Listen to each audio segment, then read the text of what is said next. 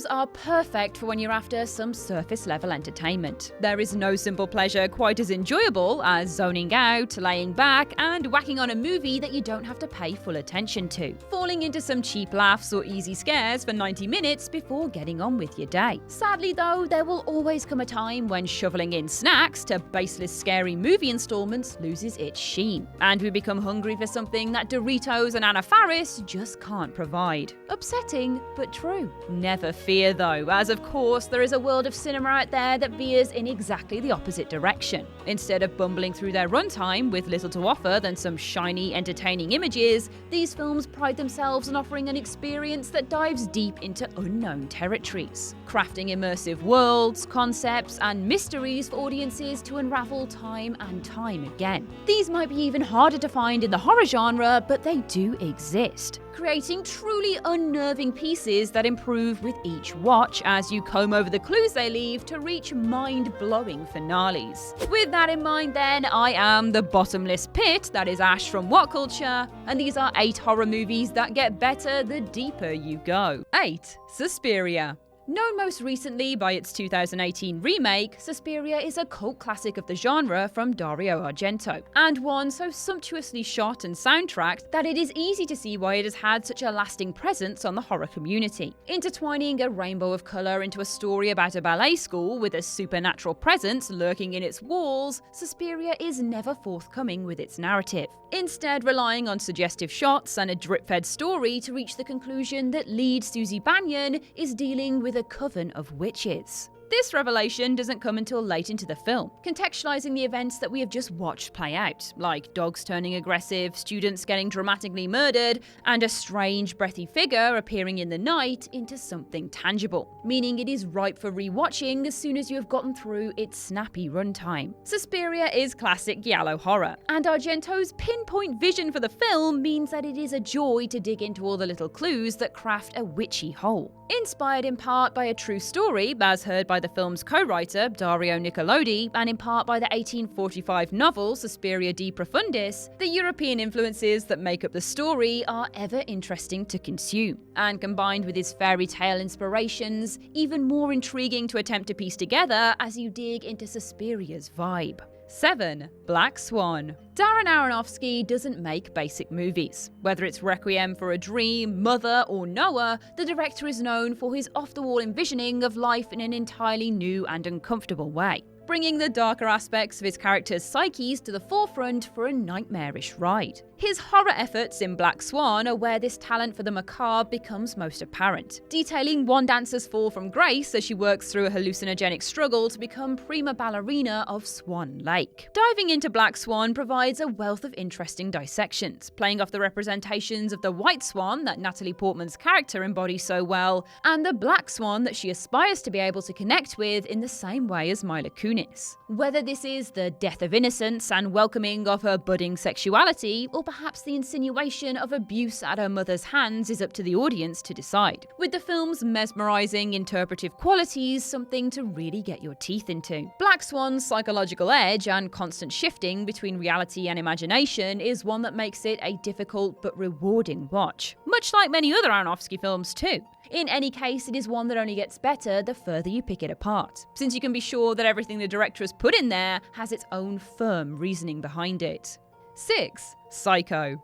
Of course, no list on horror movies that build up their own fascinating mythos to dive into would be complete without Alfred Hitchcock's Psycho. One of the granddaddies of the slasher genre and a perfectly constructed scarefest, it has long been hailed by film students the world over that have had to pick through its meticulously pieced together shots, revealing thematic undercurrents that are easy to miss when it is so easy to become wrapped up in Psycho's plot. Psycho is the story of Marion Crane on the run, at least initially, stealing a huge sum of money and stopping off at the Bates Motel as she makes her way out of town. Unfortunately for her, Norman Bates and his mother aren't very hospitable owners, resulting in Marion's death and the consequent search by her family and friends for the missing woman. As the narrative unfolds with each twist and turn, Hitchcock drops sneaky clues that give way to the true nature of the characters he has created on screen, such as Norman's predatory bird collection giving way to his true intentions, and Marion's penchant for mirrors to reflect her duplicitous personality. Spotting all these moments becomes half the joy of picking through such a seminal movie, since it always feels that there is something new no matter how many times one can watch it, and that is why it remains such a masterpiece to this day.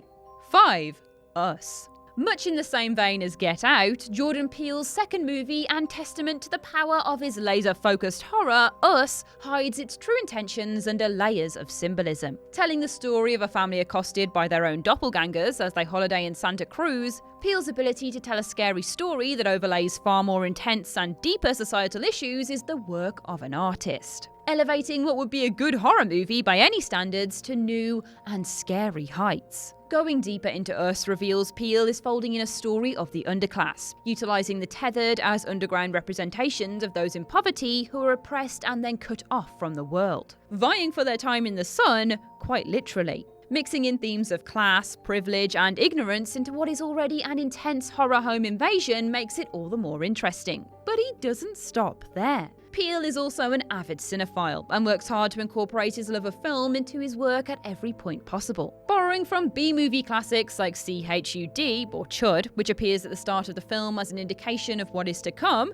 cannibalistic humanoid underground dwellers anyone, to long-loved masterpieces like The Shining, which breathes life into the creepy, murderous twins, his work is peppered so heavily with knowing nods that it will have any film lover whipping their head around uncontrollably. It's a joy to dig into, and far too easy to find oneself lost in the minute details of its construct, rather than the overarching film itself with multiple watches. 4. Shaun of the Dead. What appears on the surface as simple, dumb fun, Shaun of the Dead is the bonkers horror comedy that imbues its story with plenty of fun extras for avid fans to unpack. Meaning you get the movie that keeps on giving should you ever want to try and get to the bottom of its bountiful Easter eggs. Simon Pegg and Nick Frost's love child marks the start of the Cornetto trilogy, with this initial installment telling the simple tale of two losers trying to survive the zombie apocalypse and rescue their friends and family in the process. The whole film is the launching point for a masterclass in horror history, with famous horror directors and actors hidden throughout name tags and restaurant titles, and George A. Romero's Living Dead series aped to no end as lines are recycled in Shaun of the Dead's new context. Expert attention to detail is also paid to every unfolding plot point on screen. In fact, each progression of the story is earmarked with foreshadowing that can be found hidden throughout the movie, with clues tucked into everything from background posters to the main cast dialogue, as Frost's Ed unveils exactly how everything will play out from his big plan in the opening. Edgar Wright's love letter to the genre is one that becomes a straight Easter egg hunt the more you rummage through its shot list, with each discovery even more hilariously attentive than the last. 3. Midsummer. Just like Jordan Peele, Ari Aster is another horror director that has recently released his sophomore effort out into the world to a burning inferno of critical praise and fan hype. He's taken his work into a new direction post-Hereditary, but retains all of his intense, painterly style. Of course, imbuing it with some trademark slow-burning dread that culminates into an ending that isn't easily forgotten. Midsummer depicts Danny and her boyfriend Christian as they take a trip to Sweden with his friends, attempting to salvage a relationship that is strained by Danny's grief at having tragically lost her family. Considering it is a hefty 2.5 hours of movie to get through, there is plenty to go deeper with after your first watch of Midsummer. Inspired by actual Swedish cults and a plethora of mysterious folklore, looking into the themes that Aster uncovers with his movie provides a wealth of creepy reading material to get through that only intensifies the strangeness we experience on screen tenfold. Digging into Aster's narrative also reveals heaps of symbolism, with mirrors and symmetry defining shots to reflect the duality of life, death, good and evil these characters are working through. Even the crazy bear ending is shown through symbols before we actually get to it, with Pell, the friend that takes them all to Sweden, sitting in front of a giant bear picture as he discusses Danny joining them on the trip. There are loads of tiny moments like this to catch as the film plays out. 2. The Cabin in the Woods. Essentially Evil Dead turned up to 11, The Cabin in the Woods sees a group of stereotypical teenagers, a rambunctious jock, a promiscuous bimbo, an intelligent nerd, a ridiculous stoner, and a shy virgin, head out to the titular cabin for a weekend away. Only instead of a weekend of fun, the group are accosted by a zombie redneck torture family that have been awoken by messing with a book in the basement, meaning they get slowly picked off in increasingly violent ways. The premise is one that is all too familiar, or at least it appears appear so until a government agency is discovered to be controlling the group behind the scenes in order to maintain a pact with ancient gods that threaten to wipe out the planet if not appeased. You know, your average stakes then. What makes The Cabin in the Woods so brilliant is that this agency adds another layer to just about every horror movie out there in existence. Instead of horror films being an effort in creating the most gruesome entertainment possible, this movie gives meaning to the sadism and explains why tropes are so common in a genre that has room to be so experimental, becoming a wider theory that sprinkles a healthy dose of fun throughout the film experience as a whole. Combined with the countless references to horror film greats that make for some good old-fashioned scavenger hunting with the pause button, and The Cabin in the Woods holds a tale that only gets better the more you bury into it. 1. Triangle. A science fiction horror movie that will tap dance on your synapses and send your brain into overdrive, Triangle is a film that dresses itself up as a simple lost at sea narrative, selling itself on a group that gets caught in a storm whilst yachting and have to jump ship onto an abandoned cruise liner that by chance is passing by. Jess and her friends soon then find themselves victims of a mysterious murderer and learn that floating atop their capsized yacht is a far preferable fate to whatever is happening aboard the newfound ship.